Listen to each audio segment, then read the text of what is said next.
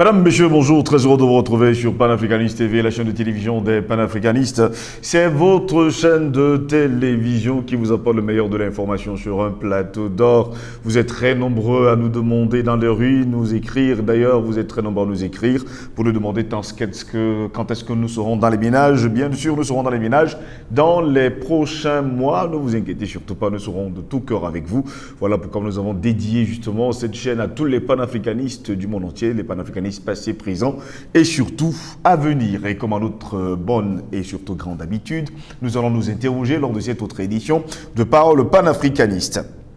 Paris, manifestation du 8 octobre pour exiger la démission de Ouattara, le début de la fin, c'est notre grande interrogation. Paris, manifestation du 8 octobre pour exiger la démission de Ouattara, le début de la fin, nous nous interrogeons. Eh bien, mesdames, messieurs, le 8 octobre dernier, il y a eu des manifestations éclatées un peu partout dans le monde. On parle bien sûr de New York, du côté du Canada, de Paris également, pour exiger la démission d'Alassane Dramane Ouattara et la libération des prisonniers politiques et militaires, et aussi demander la fin de la dictature de la CEDEAO et surtout le départ de tous les chefs d'État à la peau noire, mais qui sont finalement blancs et qui, jusqu'à preuve de contraire, servent aux intérêts, on va le dire, de la France. Voilà pourquoi nous nous interrogeons. Manifestation du 8 octobre pour exiger la démission de Ouattara, le début de la fin. Pour répondre à nos questions, nous sommes avec Charlie Kenyé, il est géostratège. Charlie Kenyé, bonjour, bienvenue à vous. Bonjour, Cyril Selengos, bonjour à tous nos millions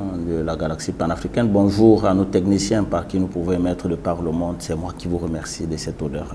Vous avez suivi avec nous justement Charlie Kenyé, c'est toujours un réel plaisir de vous avoir. Vous avez suivi à bas la France, démission, que Macron également démissionne lui-même, qu'Alassane Dramane Ouattara quitte le pouvoir et que Emmanuel Macron aille chercher son torchon, je reprends juste les termes des manifestants, son torchon du côté de la Côte d'Ivoire qui est Alassane Dramane Ouattara. Et d'ailleurs, ces manifestants demandent la démission pure et simple d'Alassane Dramane Ouattara, commençons déjà par là, et surtout la fin de la dictature de la CEDEAO. Quand j'ai vu cette vidéo, j'ai coulé une larme à l'intérieur de moi, une larme de joie, parce que c'est comme si des événements sont en train de s'amonceler. C'est-à-dire qu'on a comme une synchronisation et qu'il faut véritablement mettre sur le dos du mouvement panafricaniste. C'est-à-dire qu'aujourd'hui, on aime souvent le dire, nous ne parlons pas pour simplement le peuple africain, nous parlons pour le monde, c'est-à-dire que pour l'humanité tout entière. Les peuples libres du monde qui aspirent véritablement à une liberté et à un mieux-être. Parce que, si vous voyez bien, nous avons vu du côté de Paris des Africains, des Ivoiriens, appeler à une démission, à un départ d'Alassane Dramane Ouattara. Mais ce qui est encore surprenant, voilà pourquoi je vous parle d'une sorte de synchronisation des événements, c'est que de ce même côté à Paris, nous avons vu des manifestations où des Français sont descendus dans des rues par millions pour demander au président Macron de démissionner. Oui. C'est-à-dire que vous ne voyez pas comment, pendant que le peuple français demande à Macron de démissionner, les peuples africains en France appellent à la démission du président Ouattara, s'il fallait l'appeler président. C'est tellement profond, parce que je puis vous rassurer que pareille manifestation, il y a de cela quelques années, n'aurait pas été possible. Je vais vous rappeler que il y a des manifestations qui ont voulu s'organiser du côté du Paris pour empêcher ou alors pour demander à ce que le président Ouattara ne se représente pas pour un troisième mandat du côté de la Côte d'Ivoire. Il n'y a pas eu de... C'est-à-dire qu'on a tout fait pour que ces gens ne manifestent pas. C'est-à-dire que vous voyez que ce qui n'avait pas été possible hier, aujourd'hui il est possible. Ça veut dire véritablement que même au sein de l'établissement administratif, politico-administratif français, quelque chose est en train de changer. Il y a une dynamique là-bas, puisque si ce qui n'était pas possible hier est possible aujourd'hui pour la même personne, ça veut dire forcément qu'il y a une avancée, qu'il y a eu quelque chose en plus qui s'est passé. Donc, voilà pourquoi je dis j'ai coulé une larme. Mais j'ai coulé une larme parce que la synchronisation va au même rythme que les événements du temps. Aujourd'hui, les peuples ivoiriens qui hier ne pouvaient pas manifester à Paris ont eu la lassitude, ou alors la latitude, autant pour moi, de pouvoir manifester et d'appeler au départ d'Alassane Dramane Ouattara de la Côte d'Ivoire, qu'il faut le rappeler, s'il est vrai qu'il est président aujourd'hui, est un criminel de guerre. Ça peut choquer, mais c'est une vérité. Nous savons comment il est arrivé du côté du pouvoir en Côte d'Ivoire. Lorsque un gouvernement légitime, démocratique, élu par le peuple ivoirien, le gouvernement de Laurent Koudou-Gbagbo, qui véritablement avait gagné les élections, a été débarqué comme un malpropre, comme un chien en mondovision. Et regardez l'image qui a circulé. Un président avec un torse dehors, un chef d'État, un homme noir, chef d'État, avec le torse dehors. On a vu sa femme être violée. D'ailleurs, elle-même, elle a dit plusieurs fois lors de son procès en Côte d'Ivoire. Elle a été violée à maintes reprises. Une première dame. Tout simplement parce que la France a jugé utile pour ses intérêts en Côte d'Ivoire. D'ailleurs, s'il faille appeler ça ses intérêts, parce qu'elle n'a rien laissé en Afrique pour réclamer quelque chose, qu'il fallait débarquer un chef d'État pour installer celui pour eux qui garantissait au mieux les intérêts. Donc l'histoire démontre à suffit qu'il n'est même pas ivoirien. Mais lorsqu'on est panafricain et qu'on sait qu'on veut limiter ou alors on veut fermer, on veut sortir de ce discours des frontières, on peut bien comprendre que c'était un Burkinabé, peut-être qu'il s'est retrouvé à la présence de Côte d'Ivoire. Mais est-ce que les actes qu'il a posés aujourd'hui vont en sa faveur? Ou que non? Parce que non seulement il est là-bas et on voit tout ce qu'il a fait pour vendre ce pays à l'ordre colonial, je ne vais même pas dire à la France, à l'ordre colonial. Parce que si vous voyez comment les Libanais, les Français, un certain nombre de multinationales occidentales, les Marocains, qui en réalité ne sont pas des propriétaires, qui sous-traitent pour un certain nombre de grandes firmes internationales, sous-traitent les marchés en Côte d'Ivoire, vous comprenez qu'il a vendu ce pays à l'ordre colonial. La Côte d'Ivoire n'appartient pas aux Ivoiriens. Mais comme c'est des gens qui savent bien falsifier les chiffres, on nous crée des chiffres de croissance, des chiffres au vert, mais bon, on sait qu'on connaît... Croissance à 2 chiffres, ça existe encore? Ce sont des bêtises. Je n'ai jamais cru parce que quand vous voyez même les agrégats, les éléments sur lesquels ils se fondent pour calculer ça, on vous dit par exemple qu'il faut tenir compte non seulement de la population, quand on sait très bien que les critères de démographie en Afrique véritablement sont très flous. De deux, on doit maîtriser le secteur de l'économie, quand on sait également qu'en Afrique, nos économies sont fortement dominées par le secteur informel, où on n'a véritablement pas de contrôle. Donc rien que sur ces deux éléments-là, vous ne pouvez pas nous produire des chiffres exacts. Donc véritablement, ce sont des chiffres qui sont produits pour gratifier des uns par rapport à leurs loyaux services vis-à-vis de l'ordre colonial. Donc c'est pourquoi je dis, il a gratifié, il a vendu ce pays à l'ordre colonial. Mais bien plus encore, le pire, pour moi, le pire des crimes, c'est qu'il a laissé un fils, un digne fils d'Afrique, aller se faire humilier à l'échelle internationale. Mais comme le Dieu est un Dieu africain, il n'a pas laissé faire, parce que plutôt de se faire humilier, il allait humilier ceux qui ont voulu se faire humilier du côté de la CPI. Non seulement il est rentré triomphant, mais il a exposé à la face du monde les vérités de ce complot international qu'il y a eu contre son pays, dont on refuse le Mali aujourd'hui à dire du côté du Conseil de sécurité des Nations Unies. C'est pour dire qu'en réalité, l'histoire est en train d'enseigner quelque chose. C'est que ce qui s'est passé avant ne peut plus se passer aujourd'hui.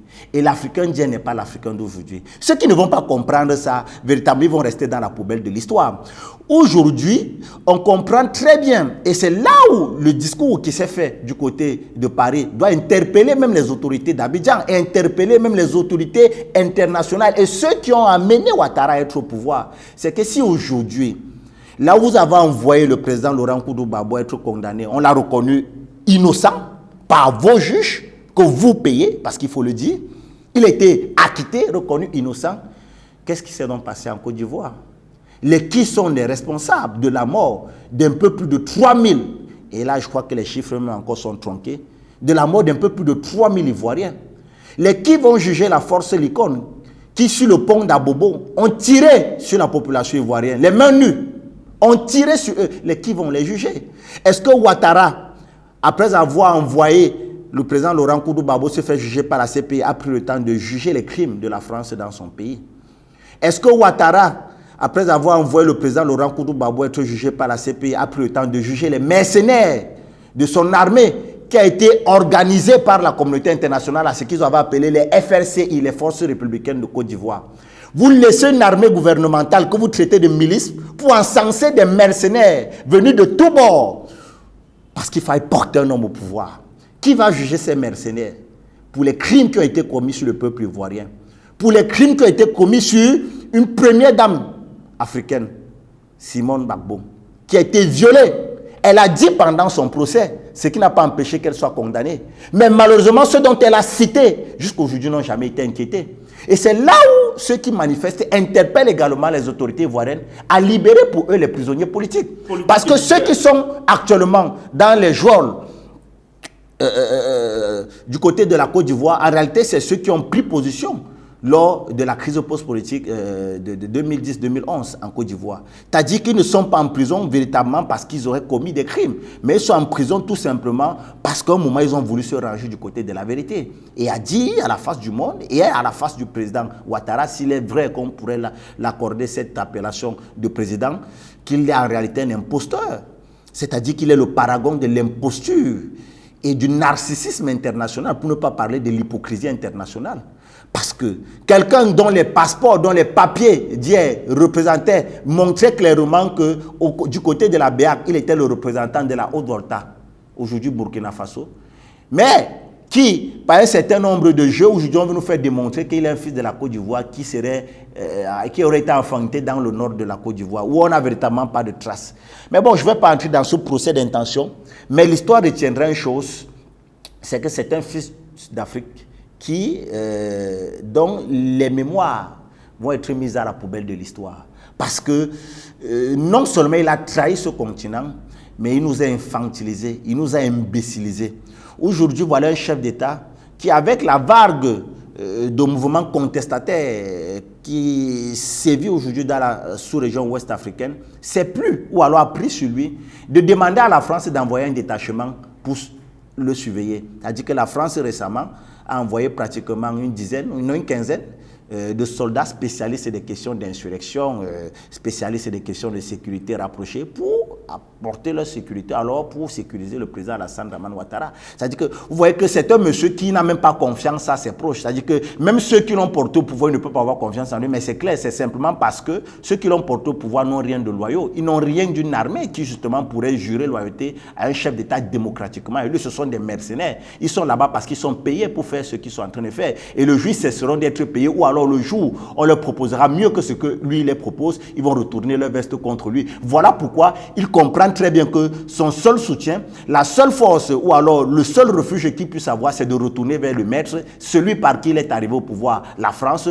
qui ont justement jugé utile de l'envoyer une quinzaine de mercenaires encore, parce que ce sont des mercenaires, les légionnaires qui sont arrivés là-bas pour assurer sa sécurité. Et comment dans un tel contexte vous voulez qu'on ait du respect pour un tel homme? Quoique on regarde l'appellation de président et on voudrait être noble, mais comment on pourra avoir du respect pour un tel homme? Pendant ce temps, les manifestations ont lieu également à Rome, à Paris, à New York, à Montréal, il faut le préciser. On parle de manifestations éclatées du 8 octobre 2022. On ne demande pas seulement la démission d'Alassane Dramane Ouattara, on demande également la démission de Macky Sall, de Mohamed Bazoum. On leur demande de quitter d'ailleurs le pouvoir et surtout qu'il y ait une fin de la dictature de la CEDEAO qui a été indexée en tout cas par les manifestants. Bien sûr, je crois que les manifestants comprennent très bien qu'ils sont au fait de l'actualité sur le continent africain. Ça nous ravit de comprendre que ce que nous faisons, ce que nous vivons ici, ils les ressentent là-bas et ils prennent position. En réalité, ils démontrent le ras-le-bol et les desiderata qui sont portés aujourd'hui par la jeunesse africaine, par la jeunesse panafricaine, à savoir renforcer la solidarité entre les peuples, mais également chasser tous ces endocolons qui siègent à la tête de nos États. Parce que quand vous voyez le comportement des personnes comme Macky Sall ou encore comme Bazoum, pour prendre quelques clichés, on a vu Macky Sall diriger une coalition de la CEDEAO parce qu'il fallait chasser Yaya Jammeh du pouvoir en Gambie pour installer Adama Barrow.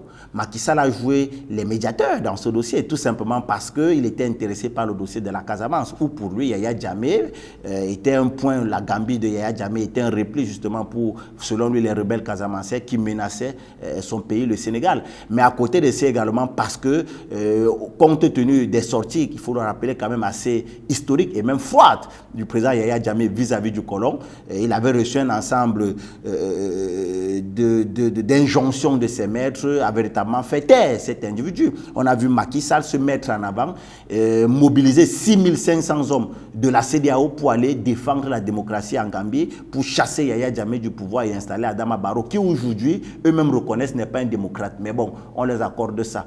Mais ce même Macky Sall, lorsque les rebelles étaient aux portes de Bamako et que le Mali a appelé ou alors a demandé l'aide de la CEDEAO, on n'a pas vu la CEDEAO répondre. On n'a pas vu Macky Sall se mettre en médiateur comme dans le cas de la Gambie. La CEDEAO s'est tue. Les rebelles ont attaqué Bamako. Les rebelles ont menacé l'intégrité du territoire malien. Les rebelles ont tué, violé, traumatisé le peuple malien que la CEDEAO n'a pas bougé le doigt. N'eût été la maestria dont je salue la mémoire aujourd'hui du maréchal Idriss Déby qui a mobilisé ses hommes pour aller chasser les rebelles de Bamako, les amener jusqu'au nord du Mali. Ils sont allés même se réfugier du côté de la frontière avec l'Algérie.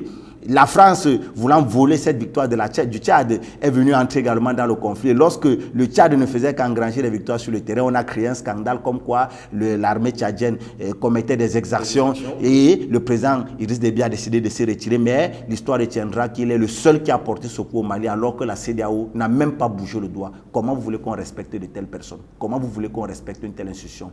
Entre aller défendre la démocratie en Gambie et protéger l'intégrité, la souveraineté, protéger les hommes, l'intégrité du territoire malien, quelle était l'importance? Donc vous comprenez que la CEDEAO, rien que sur ce fait-là, n'a plus de crédit. La CEDEAO n'a même pas de leçon à donner à aucun État qui constitue cette sous-région. Surtout qu'elle viole elle-même sa propre charte. Sa propre charte était de se renforcer, de remettre en synergie la solidarité entre ces peuples-là. Surtout qu'il faut rappeler que la plupart des peuples qui constituent la sous-région ouest-africaine, c'est des communautés de peuples. C'est-à-dire que vous verrez que le Kofi qui se retrouve au Ghana, vous allez voir le même Kofi au Burkina Faso, vous verrez le même Kofi en Côte d'Ivoire, le même Kofi peut-être vous reviendra au Mali. Donc c'est une communauté de peuples. Les Sora, les Malinké, les Soso et bien d'autres choses. Les Bambara, les Djoula et autres. C'est une communauté de peuples qui en réalité vivent ensemble, qui provient même d'un empire, si on veut revenir à l'historique de ce pays-là. Donc, vous voyez que la CEDEAO a créé les propres gemmes de sa destruction. Maintenant,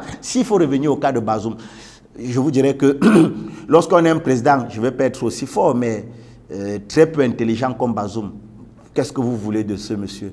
Quand la force Barkhane a passé 9 ans au Mali, pour un résultat quasi nul, où en 9 ans de présence, ils n'ont fait que piller les ressources du Mali.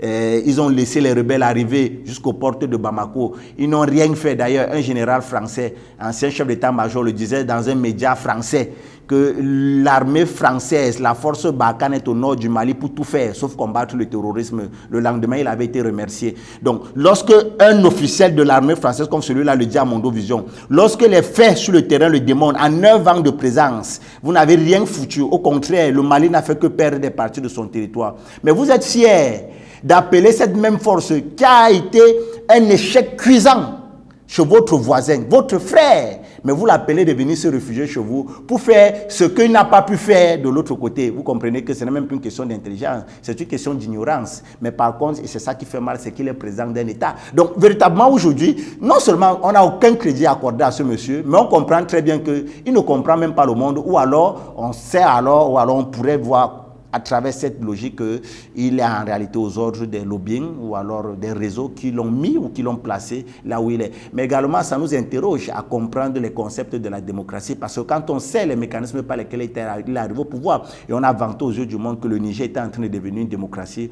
Il a été adoubé par la France dans l'entre-deux tours. On voit très bien donc il faut véritablement comprendre que nous avons des réformes importantes à faire. Nous ne devons pas rester calqués dans des schémas qui sont pensés dans des laboratoires d'outre-mer.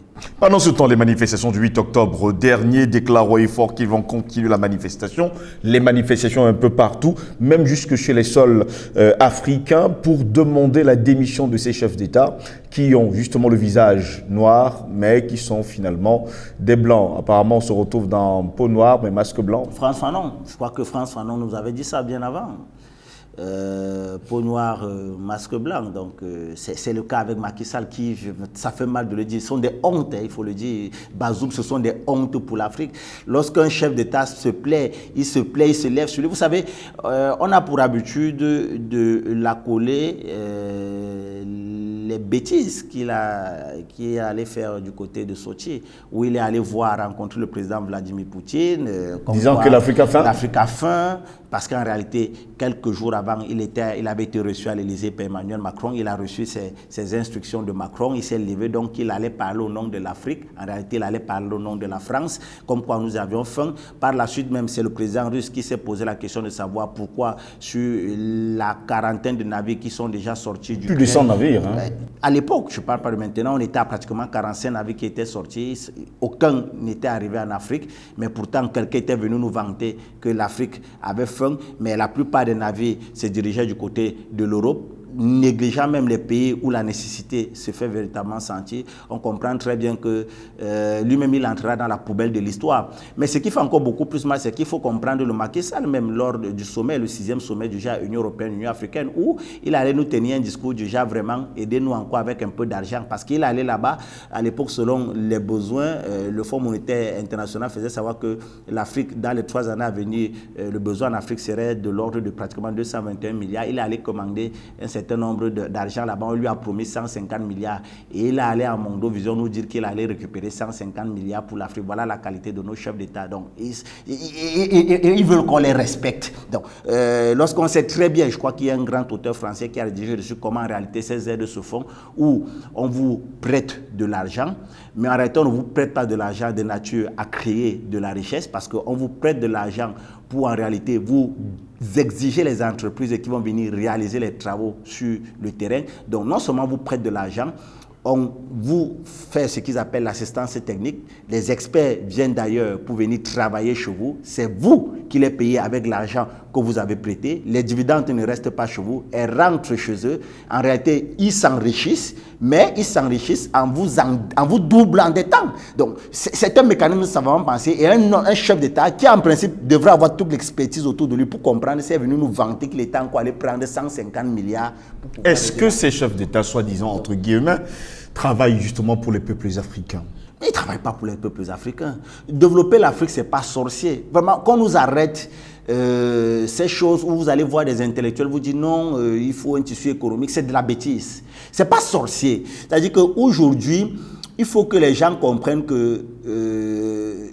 je comprends cette phrase de la parole, au commencement était la parole. C'est-à-dire que c'est ce que vous voulez, c'est ce que vous désirez du fond de vous. Au fond de vous, c'est ça qui s'accomplit.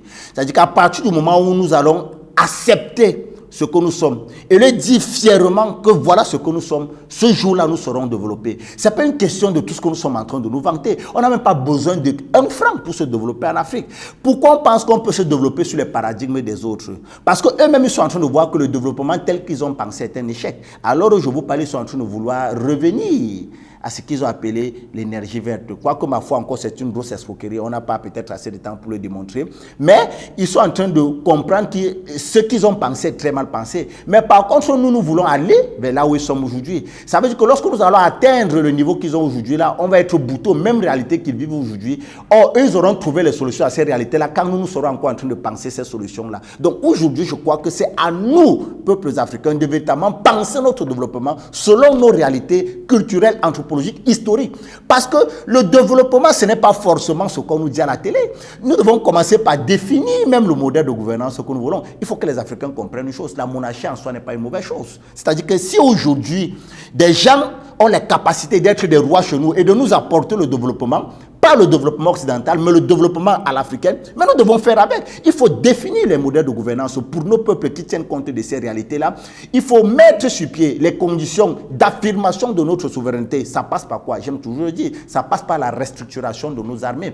Il n'y a aucun plan de développement, il n'y a aucune politique sociale, il n'y a aucun investissement que vous pouvez faire dans un espace géographique dont vous n'avez pas la maîtrise. Or, aujourd'hui, l'Occident comprend bien ces enjeux-là et savent très bien ce qu'ils ont fait parce que, en réalité, ce qu'ils appellent aujourd'hui chez nous en Afrique des armées, qui en réalité ne sont même pas le 1,5 de ce qu'on pourrait appeler une armée, jouent sur des termes comme ça pour nous endormir et nous détacher des réalités. Lorsque le colon, à l'époque, on n'appelait pas ça des armées, on appelait ça la force publique. Lorsque le colon à l'époque met sur pied la force publique, ce n'est pas en réalité pour défendre le pays face à une menace qui pourrait provenir de l'extérieur. C'est au contraire pour mater toute rébellion qui pouvait provenir de l'intérieur de nos États. Parce que c'est dans cette logique-là qu'il fallait assassiner excusez-moi, il fallait assassiner les Ruben Oumniobe, les Hosseini Afana, les Ernest Wandje, les Patrice Emery Lumumba, les Ahmed Sékou Touré, c'est-à-dire que les Thomas Sankara. Donc, les forces publiques qu'ils avaient mis sur pied à l'époque, c'était pour mater tout mouvement d'émancipation, de souveraineté qui pouvait provenir de l'intérieur de notre territoire. Alors, avec le temps dont ils sont partis, on les a appelés armées, mais le gap, la transformation de forces publiques à armées n'a pas encore été faite pour la plupart de certaines des armées, pour justement permettre à cette armée de ne plus rester dans l'optique de répression interne, mais de défense face à des menaces qui pourraient provenir de l'extérieur. Le gap n'ayant pas encore été fait, et ils le savent très bien, c'est pourquoi à chaque fois qu'une petite rébellion, un temps soit peu, est bien organisée en Afrique, elle est capable de mettre en déroute nos armées. Donc aujourd'hui, les chefs d'État africains doivent comprendre ces défis-là et orienter les besoins vers la restructuration de ces plateformes-là, vers l'amélioration de ces problèmes-là, de nature à ce que nous affirmions notre souveraineté. Parce que l'affirmation de sa souveraineté passe par le contrôle de son espace géographique, ce qui n'est pas le cas aujourd'hui. Donc ils nous font dans la distraction, ils nous parlent des choses en réalité qui ne cadrent pas avec nos valeurs, qui ne cadrent pas avec nos besoins, et on se retrouve dans des éternels recommencements parce que nous avons à la tête de nos États des personnes qui ne veulent pas comprendre les enjeux. En quelques secondes, Alassane Dramane Ouattara a-t-il suivi le message des manifestants? C'est le cas de Bazoum, sans oublier Macky Sall également, qui veut à un moment donné briguer un troisième mandat. Moi, je pense que je vais vous répondre par une phrase qui est devenue populaire aujourd'hui sur les réseaux sociaux. Celui qui arrive au pouvoir, qui ne fait pas comme Goïta, on le chasse. Il faut que ces chefs d'État comprennent ça.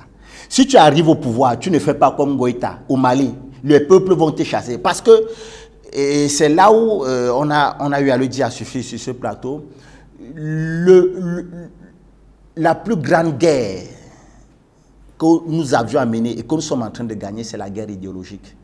Et dans la guerre idéologique, si Charlie meurt, si Kenya Charlie meurt, si Jocelyn Ngoss meurt, il y aura 100 qui vont naître, qui vont s'appeler des Ngoss. Il y aura 100 qui vont naître, qui vont s'appeler des Kenya Charlie.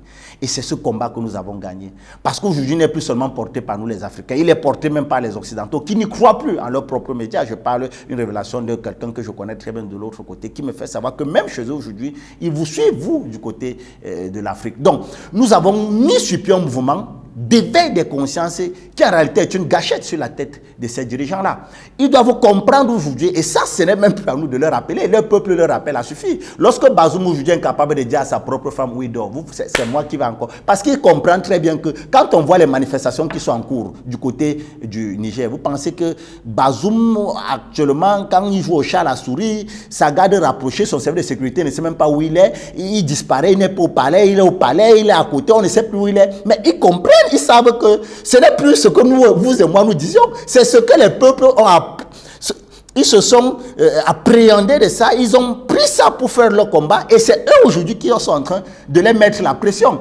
Aujourd'hui, vous pensez que Ouattara peut s'amuser à briguer un prochain mandat? Je vous assure. C'est-à-dire que la seule chose sur laquelle il compte, c'est le 43e BIMA, qui peut-être pourrait soit assurer sa protection ou alors son exfiltration pour un autre pays. Mais véritablement, nous avons gagné cette guerre idéologique, à savoir mettre dans la conscience africaine les jalons justement de notre développement, au-delà du jeu, mais des enjeux de nature à ne plus se laisser distraire par une communication qui pourrait provenir d'ailleurs. Ça fait en sorte que ces enfants-là, cette jeunesse africaine, cette jeunesse panafricaine, elle est très engagée aujourd'hui dans non pas seulement le combat politique, mais beaucoup plus dans les défis qui oblige et qui conditionne le continent pour que demain nous puissions parler au reste du monde d'égal à égal. Donc, ce n'est plus nous qui sommes devant. C'est pourquoi on aime souvent le dire à suffire sur ce plateau que le mécanisme qui est en train de se faire aujourd'hui au Mali, c'est un mécanisme irréversible parce que tuer Goïta, 10 000 Goïta vont naître et ils ne naîtront plus avec même, je veux dire quoi, la noblesse de Goïta, mais ils naîtront avec une rage de nature à non seulement venger Goïta, mais à faire peut-être pire que ce que Goïta est en train de faire. Donc, eux-mêmes, ils savent que nous attaquer sur ce terrain-là, c'est très difficile. Si aujourd'hui, les peuples tels que nous sommes en train de voir du côté de la sous-région ouest-africaine sont en train de mettre la pression, que ce soit du côté du Niger, la Côte d'Ivoire ou encore du Sénégal avec Macky Sall, sans parler même des mouvements politiques panafricains qui sont en train de naître, que ce soit du côté du Sénégal ou encore du Niger, même du côté du Tchad, avec certains mouvements de la société civile à caractère panafricaniste qui sont en train de prendre de l'ampleur, c'est tout simplement parce que nous avons gagné cette guerre idéologique qui oblige les États africains à comprendre que nous ne sommes plus dans la distraction, mais nous sommes dans les enjeux du monde. Merci à vous, Charlie Kay, d'avoir été là. moi qui vous remercie de cet honneur. Mesdames, Messieurs, c'est ici que s'achève cette édition de Parole panafricaniste. Au plaisir de vous retrouver très prochainement. Restez sur Panafricaniste TV. L'information est en continu sur notre chaîne. Bonne journée à toutes et à tous.